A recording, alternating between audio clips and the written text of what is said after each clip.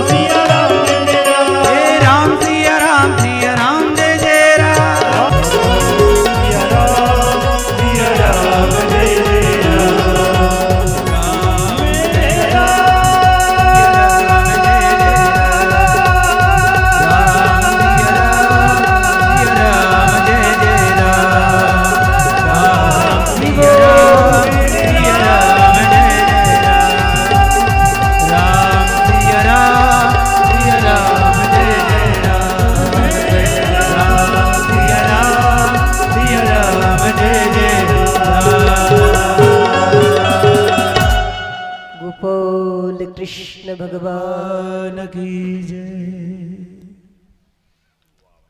विदुर जी को मैत्रेय जी कहते हैं कि सुख दुख अपने कर्मों के कारण होता है। आज हम जो दूसरों पर वो लगाते हैं कि इनके कारण हो गया, लेकिन सच बात शास्त्र कहते हैं हमारे दुखों का कारण हम स्वयं हैं। सुखी कैसे हो जीव? भगवान का भजन करके। और भगवान का भजन माला लेकर करना अच्छी बात है। थोड़ा सा सेट कर। भगवान का भजन करना संतुष्ट ये भी एक भगवान का भजन है। सुखी कैसे हो, हमारी अपार अपेक्षाएं भी हमें परेशान करती है। हमारी अपार अपेक्षाएं जो है हम उसमें समाधान नहीं रहते और हम और के चक्कर में पड़ जाते हैं। इसलिए हमारे दुख का कारण हमारी अनंत अपेक्षाएं हैं। भजन क्या करता है? भजन हमें संतुष्टि का गुण प्रदान करता है कि जो है पर्याप्त है, जो प्राप्त है वो पर्याप्त है।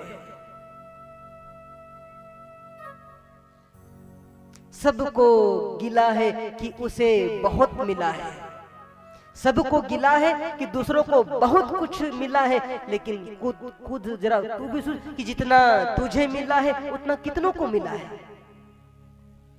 इस जिंदगी में, इस जीवन में कई लोग ऐसे हैं जिन्हें रहने के लिए घर नहीं है। हमारे भले टूटी टपरी है तो सही, कई लोग फुटपाथ पर सो रहे, शहरों में जाकर देखो। हमारे पास टू व्हीलर है, कईयों के पास तो साइकिल भी नहीं है। आज भी हम देखते उसके पास फोर व्हीलर देखकर हम परेशान होते, उसके पास तो फोर व्हीलर, हमारे पास मोटरसाइकिल। लेकिन परम पूज्य बापू जी हमेशा सत्संग में एक बात कहते थे कि कभी हमारे जीवन में अहंकार आए कि मेरी 2 मंजिल बिल्डिंग, तो जरा दूसरे के यहाँ देख लेना, दूसरे गांव में जाकर किसी के 5-5, 10-10 मंजिल बिल्डिंग भी है। कभी मन में अहंकार आए तो हम अपने से बड़ों को देखें, और मन में कभी हीनता आए कि मेरे पास क्या है तो हम अपने से छोटों को भी देखें। यदि हमारी 2 मंजिल बिल्डिंग, कईयों की तो एक ही, कईयों को तो मंजिल भी ऊपर टीन डले हुए, कईयों के तो हाल ऐसे टीन भी नहीं हो, घास डाल रखे। अहंकार आए तो बड़ों को देखना चाहिए, और अपने में न्यूनता आए, हीनता आए तो अपने से छोटों को देखना चाहिए। इससे हमारा जीवन बैलेंस होता है, बैलेंस। भजन करने से जीवन में संतुष्टि का गुण आएगा, हमारा जीवन समाधानमय बनेगा कि नहीं जो मिला है ठीक है। पुरुषार्थ करना चाहिए, पुरुषार्थ से हीन नहीं होना चाहिए कि काम धंधा की जो मिला संतुष्ट कुछ नहीं करो, लेकिन चित्त के एक कोने में संतुष्टि का गुण भी रखो कि करना मेरा काम है और इस काम को सफल बनाना नहीं बनाना ऊपर वाले का काम है। संतुष्टि। विदुर जी पुनः प्रश्न करते हैं मैत्रेय जी से कि सृष्टि की उत्पत्ति कैसे हुई। मैत्रेय जी विदुर जी को कहते हैं कि सर्वप्रथम सब जगह जल ही जल था। प्रारंभ में इस पृथ्वी की जब कुछ भी नहीं था तब मात्र जल ही जल था, और उसी जल में नारायण के नाभि कमल से एक कमल निकला, और उसी कमल के ऊपर ब्रह्मा जी का आविर्भाव हुआ। जल का एक नाम है नर, और जल में रह जो सर्वप्रथम जो नारायण रहते, जल में रहने के कारण उनका नाम नारायण हुआ। नाभि से एक कमल निकला, और उस कमल के ऊपर ब्रह्मा जी का आविर्भाव हुआ, और ब्रह्मा जी को जब चारों तरफ जल ही जल दिखा, उन्होंने चारों तरफ देखा, तब चारों दिशाओं में उनके 4 मुख हो गए, और उन्हें आवाज आई तब तब तब तब वो तपस्या करने लगे। और जब तपस्या करने लगे तब उन्हें आदेश हुआ कि अब आप सृष्टि की रचना करो। प्रारंभ में ब्रह्मा जी ने सर्वप्रथम चारों कुमारों को, सनत कुमारों को मानसी सृष्टि से उत्पन्न किया। 4 कुमार, सनत कुमार, सनंदन और सनत कुमार, ये चारों भाई सर्वप्रथम ब्रह्मा जी ने इन चारों को उत्पन्न किया, मानसी सृष्टि। जब ब्रह्मा जी ने इन चारों को कहा कि अब तुम सृष्टि रचना का तुम आगे बढ़ाओ, तब इन चारों भाइयों ने, शायद मैंने पहले दिन कहा था कि चारों भाई हमेशा 5 वर्ष के ही रहते हैं, और चारों भाई कथा के इतने प्रेमी हैं कि इन्होंने ब्रह्मदेव को हाथ जोड़कर मना कर दिया कि हम सृष्टि के वर्धन में हम भाग नहीं ले। वक्ता बनता, 3 भाई श्रोता बनते क्रम से, और अपने कथा इसमें ही मग्न रहते चारों भाई। जब इन चारों ने मना कर दिया तब ब्रह्मा जी को क्रोध आया और उस क्रोध से उनकी भ्रकुटी से रुद्र का जन्म प्राकट्य हुआ और इसी उन्हें कहा रुद्र अवतार। भूत प्रेत पिशाच डाकिनिया इस प्रकार की उन्होंने सृष्टि बनानी शुरू की। तब ब्रह्मा जी ने रोको रोको रोको रोको, ये क्या? बोले मैं तो ऐसी सृष्टि करूंगा। तब ब्रह्मा जी ने रुद्रदेव को मना किया कि आप रुको। पश्चात ब्रह्मा जी ने 10 ऋषियों को अपनी मानसिक सृष्टि से 10 ऋषियों को उत्पन्न किया। मनुष्य रूपा को प्रकट किया वामांग और दक्षिणांग से। सर्वप्रथम मनुष्य ब्रह्मा जी को जब छींक आई तो छींक से वराह भगवान प्रकट हुए। बोलिए वराह भगवान की जय। ब्रह्मा जी को छींक आए तो वराह जी का प्राकट्य हुआ और ब्रह्मा जी ने वराह जी को किया कि अब मनु को सृष्टि को आगे बढ़ाना है और इस समय पृथ्वी को ये दैत्य किसी रसातल में ले जाकर छुपा रखे, आप जाओ और पृथ्वी को मुक्त करा कर लाओ। विदुर जी मैत्रेय जी से पूछते हैं कि ये कौन थे हिरण्याक्ष और हिरण्यकश्यपु जिनके कारण भगवान को शुक्र रूप लेना पड़ा। बड़ी अच्छी कथाएं हैं।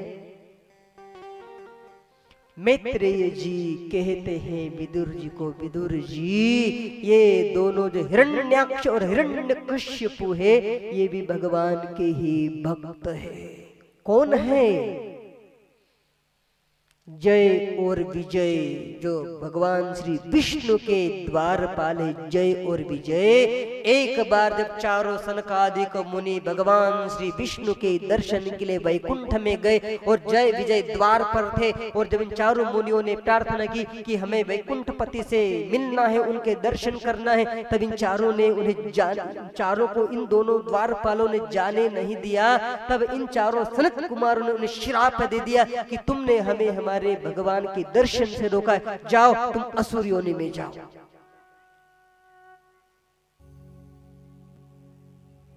तब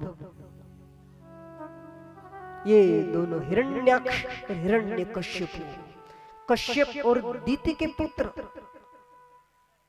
बड़ी अच्छी अच्छी कथाएं पर अभी समय का थोड़ा सा।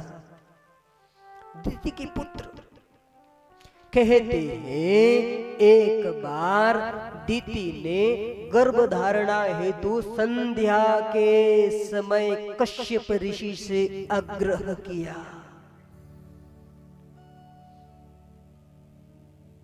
कश्यप मुनि ने दीति को समझाया। दीति ही नाम ना पंडित जी कि अदिति? दीति। दीति। कश्यप जी ने दीति को समझाया कि हे देवी, ये समय गर्भधारणा के लिए उचित नहीं है, गर्भधारणा के लिए उचित नहीं है।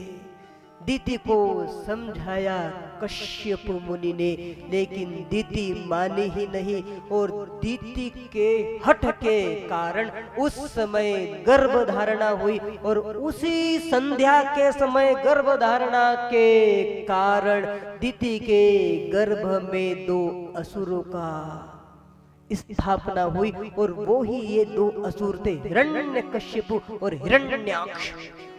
दीति को अपनी भूल का बाद में उसे अपनी भूल का एहसास हुआ और अब उसे लगा कि मेरे गर्भ में कोई असुर है। तो कथा आती कि 100 साल तक दीति ने उन दोनों को जन्म ही नहीं दिया, बाहर ही नहीं आने दिया, 100 साल तक।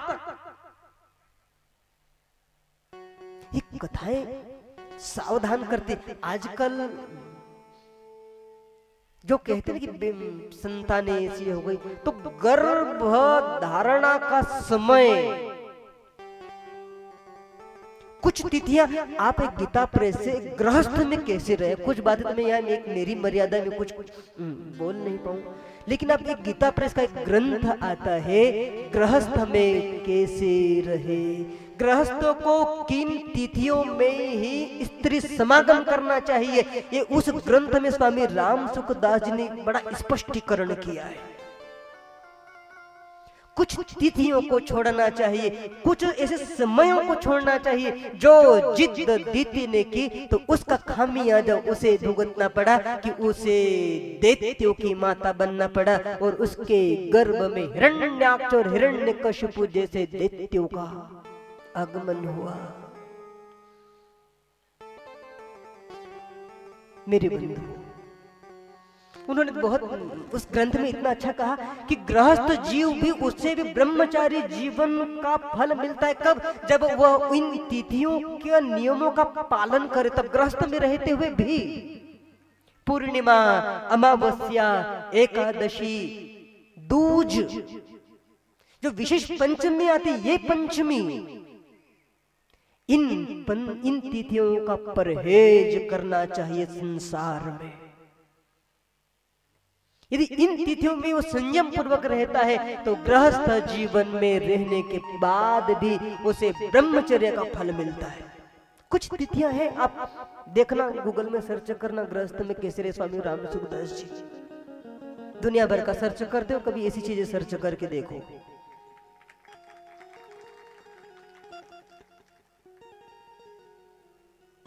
दीदी, ये कथाएं हमको सावधान वो तो हो गई, लेकिन मैं बार बार ये चीजें इसलिए कि तो आज के काल में कथाएं हमारे क्यों, हम वो पुरानी बात, युगों पुरानी बात आज लेकर बैठे, क्या फायदा। लेकिन हम बोलते ना कि अरे वो दूसरों को ठोकर लगी तो अपन सावधान हो जाओ। ये कथा सावधान ही कर रही है, और करती क्या है कथा? हिरण्याक्ष, हिरण्यकश्यपु, दिति के गर्भ से दो असुरों का जन्म हुआ, हिरण्याक्ष और हिरण्यकश्यपु बड़े बलवान। और कहते हैं कि ये बड़े बलवान, अब ये जिसे भी जाए तो बोले हमसे कोई लड़ने वाला मिलना चाहिए। कोई होता है ऐसा कि वो लड़ाई खोजता है, वो जैसे ये दोनों खोज रहे। वरुण देवता को बोले कि हमसे लड़ाई करो, वरुण देवता ने कहा तुम्हारे लड़ाई करना मेरे बस का नहीं है। नारद जी मिल गए, बोले हमसे युद्ध करो। नारद जी बोलते हैं युद्ध करना मेरे बस का नहीं है, तो कोई लड़ाई करने वाला है क्या? तब नारद जी कहते मैं लड़ना तो नहीं जानता तुम, लेकिन तुमको लड़ने झगड़ने वालों से मिला जरूर सकता हूं। एक जगह झगड़ा हो रहा था, दो पार्टी में, एक ने गुस्से में कहा, अच्छा झगड़ा हो रहा था, बढ़िया बिल्कुल। एक ने गुस्से में कहा तेरे 64 दांत तोड़ दूंगा।